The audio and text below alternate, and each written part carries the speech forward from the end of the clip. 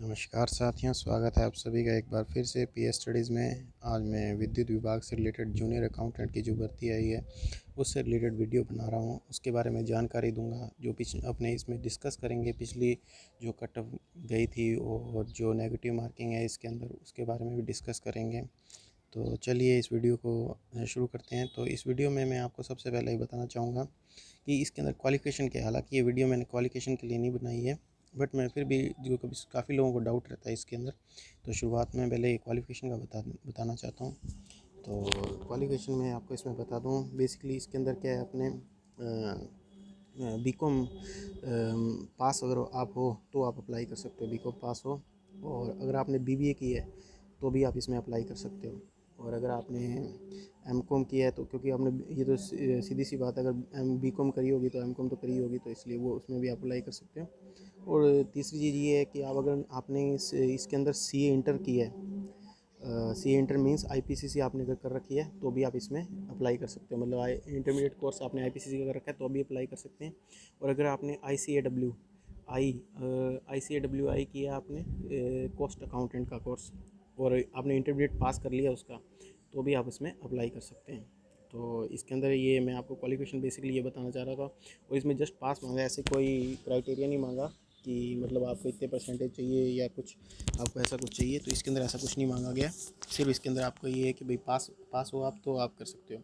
तो आगे आगे चलते हैं इसके अंदर, ताकि मैं आपको वो इसके अंदर जो अपने सिलेबस वगैरह है वो इसमें डिस्कस कर लेते हैं। तो देखिए, जूनियर अकाउंटेंट का जो सिलेबस है उसके अंदर देखिए, आप 60% का जो वेटेज है ये अपने बीकॉम लेवल का ही है। देखिए ग्रेजुएट लेवल का दे रखा है इसके अंदर। The standard and the syllabus of the exam part A shall be graduation degree level. तो अगर आपने जब ग्रेजुएशन की होगी ना, तो उसके अंदर ये जो सिलेबस है ये सारा उसके उसी से रिलेटेड, जैसे कॉर्पोरेट अकाउंटिंग है, इनकम टैक्स है, कॉस्ट अकाउंटिंग है, theory and practice of auditing, और ये जितने भी सिलेबस है, management accounting, advance cost accounting वगैरह, ये सारा अपने उसमें बीकॉम वगैरह में पढ़ा हुआ है। तो मैं अब आपको थोड़ा सा इसके जो 60% वेटेज है इसके बारे में थोड़ा सा डिटेल में बताऊंगा। हालांकि मैं उसके लिए अलग वीडियो लाऊंगा जो ये अपने सब्जेक्ट वाइज, बट मैं आपको इसके अंदर थोड़ा सा मैं बता देता हूँ क्या क्या इसके अंदर होता है कॉर्पोरेट अकाउंटिंग वगैरह के लिए। तो क्योंकि ये वीडियो मैं ज़्यादा लंबी भी नहीं बनाना चाहता, इसलिए मैं आपको वैसे ही बता देता हूँ, क्योंकि मैंने भी पढ़ी। तो ये कॉर्पोरेट अकाउंटिंग बेसिकली मेरे तो आई थी, वो थी बीकॉम थर्ड ईयर में। तो इसके अंदर तो बेसिकली वही था, अकाउंटिंग स्टैंडर्ड, अकाउंटिंग के प्रिंसिपल, कॉन्सेप्ट्स एंड कन्वेंशंस वगैरह के बारे में था। इशू और डिबेंचर, जो जितने कंपनी से रिलेटेड है ना, issue and forfeiture of shares, redemption of preference shares, ये सारा का सारा ये है। फाइनल अकाउंट एंड कंपनी का, और एमालगमेशंस वगैरह, ये सारा ये चैप्टर्स थे जो कॉर्पोरेट अकाउंटिंग के, वो सारे के सारे इसके अंदर हैं। और इसमें जैसे कुछ पिछली बार अपन ने देखा था कि वैल्यूएशन ऑफ गुडविल वाला भी चैप्टर है अपने कॉर्पोरेट अकाउंटिंग में, लेकिन उधर से क्वेश्चन नहीं बने थे। तो ऐसे कुछ चैप्टर्स को अपन को छोड़ना भी पड़ेगा, ताकि अपने इसके अंदर मतलब ऐसे कोई अपने को रणनीति बनानी पड़ेगी जिससे अपन ये एग्ज़ाम क्वालिफाई कर पाएँ। और इनकम टैक्स है, इनकम टैक्स वो बेसिकली काफ़ी, मतलब ये मेरे लिए, मेरा तो फेवरेट सब्जेक्ट रहा है। और मैं वैसे भी आपको अगर बताऊं कि मेरे इसमें काफ़ी अच्छे, मतलब ये मेरे लिए सेकंड ईयर में था। मैंने जिस यूनिवर्सिटी से किया उसमें मेरे सेकंड, सबके वेरी करता है, किसी के बीकॉम थर्ड ईयर में हो जाता है, किसी में सेकंड ईयर में हो जाता है। तो मैंने जहाँ से किया था तो हाईएस्ट मार्क्स भी थे मेरे इसमें, 77 मार्क्स स्कोर किए थे। हालांकि आप सोच रहे होंगे 77 मार्क्स काफ़ी ज़्यादा हैं अगर आप देखे जाएँ तो हमारी यूनिवर्सिटी के हिसाब से। तो मैंने अपने कॉलेज के अंदर मेरे काफ़ी अच्छे मार्क्स थे, पूरी क्लास के अंदर मेरे हाईएस्ट मार्क्स थे इनकम टैक्स के अंदर। तो अब इसके अंदर बेसिकली वही होता है कि आप जैसे अपन देखते हैं ना, क्या बोलते हैं, सैलरीज वगैरह बनाना, और उसके बाद एटीसी के डिडक्शंस वगैरह करके उसको अपने तैयार करते हैं पूरी। तो बेसिकली उसके बाकी मैं आपको डिटेल वीडियो बनाऊंगा, उसके अंदर मैं सारा बता दूंगा। तो अब इसके बाद अपन देखते हैं, ये कॉस्ट अकाउंटिंग हो गया। कॉस्ट अकाउंटिंग वाला सब्जेक्ट भी उसके अंदर भी सिंपल सा ही है। उसके आपको पहले तो वो पढ़ना है, इसके अंदर मटेरियल कॉस्ट अकाउंटिंग वगैरह अपन को करनी पड़ती है, लेबर कॉस्ट अकाउंटिंग, उसके अंदर वेजेस निकालने वर्कर्स वगैरह के, उससे रिलेटेड ओवरहेड्स काउंटिंग वगैरह करनी, ये सब इसके अंदर आ जाता है। और बस यही है इसके अंदर, और तो कुछ नहीं है। बस एक अपने ये हो जाता है ऑडिटिंग वाला चैप्टर, तो ये टोटली थ्योरी बेस्ड है। इसमें थ्योरी बेस्ड है, जैसे वाउचिंग वगैरह का आएगा आपके पास, इसके कॉन्सेप्ट वगैरह बताने हैं आपको, वैल्यूएशन और वो बताना है आपको, valuation and verification of assets and liabilities वगैरह के बारे में थोड़ा बहुत बताना होगा। बस वो उसके बारे में आपको थोड़ा स्टडी करना होगा, अच्छा से स्टडी करना होगा, ताकि आपको ये ऐसा नहीं कि भाई अपना ऊपर से पढ़ के चल जाए। कहीं पिछली बार थोड़ा सा लेवल आया ही था जूनियर अकाउंटेंट के पेपर में, क्योंकि तो इसमें अच्छा लेवल आया था कि मैं आपको इसमें बता दूं, कि जैसे मैं आपको इसमें बता ही देता हूँ कि 60 क्वेश्चंस आए थे पिछली बार। और 60 क्वेश्चन आए थे, जिसमें से मान लो अब 2 मार्क्स का एक क्वेश्चन था और 120 मार्क्स का था ये। तो और इसमें आपको मैं आगे एक और बताऊंगा नेगेटिव मार्किंग क्या हुई थी, वो मैं आपको बताऊँ कब से लागू हुई और कैसे लागू हुई, तो मैं आपको आगे बताऊंगा। तो ये ऐसा था।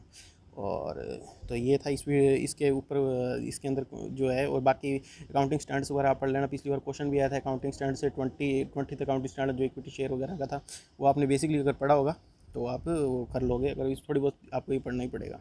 अब अपने थोड़ा सा नेक्स्ट चलते हैं। तो मैं आपको और शायद मैं आपको ये बताना भूल गया, ये 40% वेटेज है जो, तो 40% वेटेज के बारे में बताया। तो इसके अंदर सिंपल सी है अपने, ये रीजनिंग एंड मेंटल एबिलिटी वगैरह होगी, नंबर सीरीज़ वगैरह, ये देखिए आप दे रखे हैं ना। और मैथ भी इसमें 10th लेवल की है, 10th लेवल जिसमें प्रॉफिट एंड लॉस वगैरह आ गया अपना।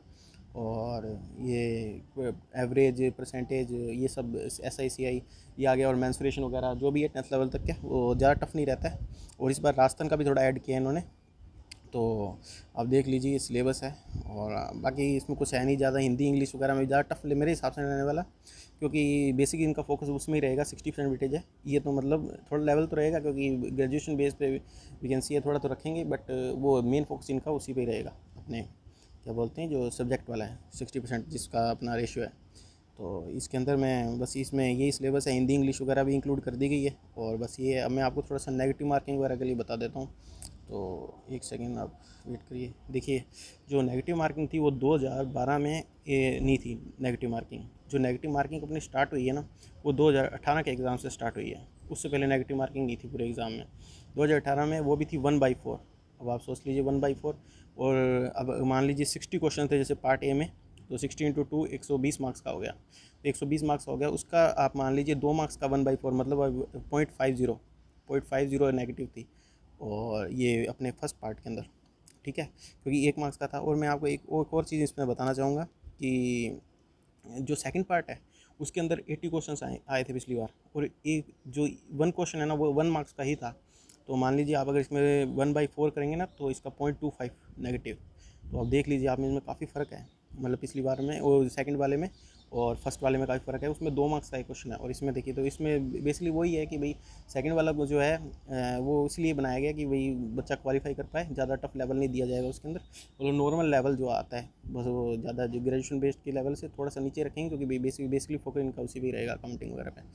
तो एक ये अपना हो गया। और इसके ये जो टाइमिंग है इसका 1 आवर रहेगा, दोनों का ही 60 मिनट्स, उसका भी 60 मिनट इसका भी 60 मिनट, तो मतलब मान लीजिए आप 2 आवर्स। तो आपको 2 आवर्स के अंदर आपको करने होंगे ये जैसे इसके अंदर करने होंगे आपको 80 क्वेश्चन ये और 60 वो, तो ऐसे आपको काफ़ी सारे मतलब क्वेश्चन तो लेवल तो आपको 2 घंटे के अंदर तो सारा क्वेश्चन करना तो आसान नहीं है, तो थोड़ा टाइम तो चाहिए होगा। लेकिन बस वो ये वाला पेपर ख़त्म होते ही जैसे ये 60 मिनट्स उसमें हो जाएंगे, तो अगर वो वाला आपका अकाउंटिंग पार्ट ख़त्म हो गया तो फिर उसके बाद आपका स्टार्ट हो जाएगा, ये अपने आप कंप्यूटर पे चेंज हो जाएगा। जिस जैसे बच्चों ने बताया मुझे कि ऐसे ऐसे हो गया था पिछली बार, तो उस हिसाब से ऐसे ऐसे होगा। तो अब आप देख लीजिएगा। और बाकी मैं आपको बता दूं कट ऑफ क्या रही थी पिछली बार। तो कट ऑफ का तो देखिए पिछली बार रही थी कट ऑफ, पिछली बार रही थी, देखिए मैं आपको बता दूं कट ऑफ थी पिछली बार 104 marks, 107 marks sorry, 107 marks cut off रही थी। और वो सबसे लीस्ट कट ऑफ थी वो उसकी गई थी JVNL की, JVNL की कट ऑफ गई थी 107.25। और जो सबसे ज़्यादा गई थी वो बच्चे बता रहे थे 113 113 पॉइंट समथिंग गई थी, मुझे एग्जैक्ट नहीं 113 पॉइंट समथिंग गई थी। और ये अपनी कट ऑफ गई थी, तो मान लो 55%, आप इसलिए 55 to 56 ऐसे कोई समथिंग होंगे, 55-56% बन रहे हैं। तो इस बार जो कट ऑफ वेरी करेगी देखिए बिल्कुल, क्योंकि पिछली बार पोस्टें आप देख लीजिए 800 पोस्टें थी, और इस बार पोस्टें जो है 313 पोस्टें, 313 पोस्टें हैं। और तो 100% को कट ऑफ वेरी करेगी। तो मान लीजिए पिछली बार 55-56% गई, तो इस बार 60 to 65% के बीच में 100%।